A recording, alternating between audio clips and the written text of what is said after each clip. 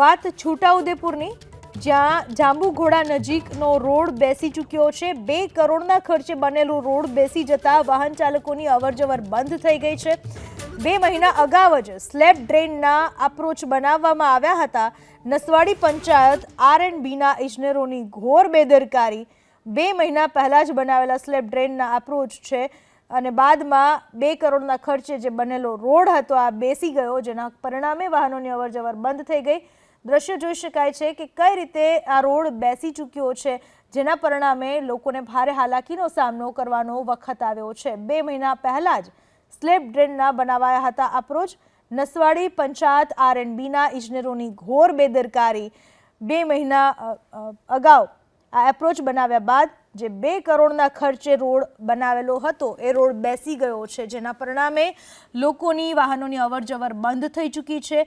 પ્રજાના પૈસાનું પાણી થઈ ગયું। છોટાઉદેપુરના જાંબુઘોડા નજીકનો આ રસ્તો છે, જે રસ્તો સંપૂર્ણપણે બેસી ગયો છે। હાલમાં રોડ બેસી જતા લોકોને ભારે હાલાકીનો સામનો કરવો પડી રહ્યો છે। નસવાડી પંચાયત આર&બીના ઇજનેરોની આ મોટી બેદરકારી કહી શકાય।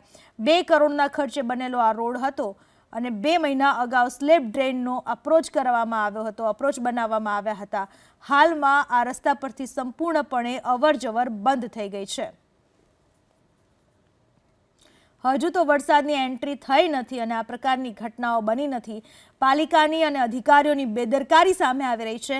જરૂર છે આ તમામની સામે દંડાત્મક કાર્યવાહી કરવાની, કારણ કે જ્યારે પ્રજાના પૈસાનું આ રીતે પાણી કરવામાં આવે છે, કદાચ આ તમામ અધિકારીઓ અને ઇજનેરોના ખિસ્સામાંથી જો આ રસ્તાઓ બનાવવામાં આવ્યા હોત તો ખ્યાલ આવત કે કઈ રીતે રસ્તાઓ બનાવવા જોઈએ અને કેટલી તકેદારી રાખવી જોઈએ। પણ આ તો પ્રજાના પૈસા છે, પ્રજાના પૈસાની તકેદારી રાખવાની આપણે કઈ જરૂર?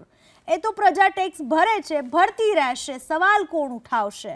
બસ આવું જ વિચારીને આ તમામ અધિકારીઓ એસી ઓફિસમાં બેસીને આવા કૌભાંડો આચરતા રહે છે, આ પ્રકારનો કાર્ય કરતા રહે છે અને છતાં પણ સહેજ પણ શરમ વગર ફરી એક વખત આ પ્રકારની કામગીરી કરવામાં આવશે। અને દર વર્ષની આ ઘટના છે। વરસાદની શરૂઆત થાય, રોડ બેસી જાય, રસ્તાઓ બંધ થઈ જાય, લોકોને હાલાકી ભોગવવાનો વારો આવે, બસ 3 મહિના આ ચૂપચાપ આંખ આડા કાન કરીને જોઈ રાખવાનું આ પ્રશાસનની હંમેશની આદત બની ગઈ હોય એ પ્રકારની ઘટનાઓ પ્રકાશમાં હવે આવતી રહેશે।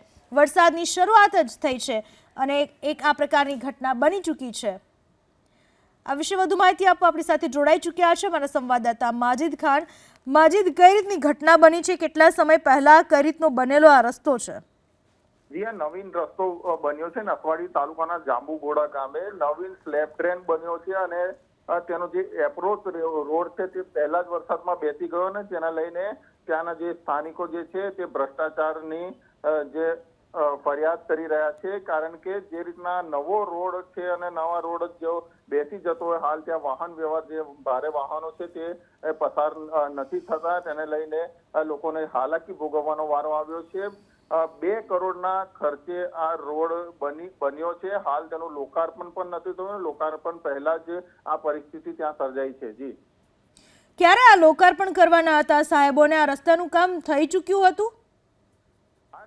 રસ્તાનું કામ તાજેતરમાં જ થયું છે। હાલ લોકાર્પણનો જે કોઈ તારીખ છે તે નક્કી નથી થઈ, પરંતુ જે રીતના આ પહેલા વરસાદે જ આ એપ્રોચ બેસી ગયો છે ને રોડ હવે ત્યાં ભારે વાહન ત્યાં ચાલી શકે તેવી પરિસ્થિતિ નથી, તેને લઈને જે ખરેખર જે ત્યાંના ઇજનેરોએ ધ્યાન રાખવું જોઈએ તે રખાયું નહીં, તેનું સ્પષ્ટ અહીં થાય છે અને ભ્રષ્ટાચાર થયો હોય તેવું સ્પષ્ટ દેખાઈ રહ્યું છે। માજીદ, આભાર આપનો તમામ માહિતી બદલ। તો હજુ તો આ રોડની લોકાર્પણની વિધિ કરવામાં નહોતી આવતી અને વિધિ પહેલા તો આ રોડની દશા બદલાઈ ગઈ।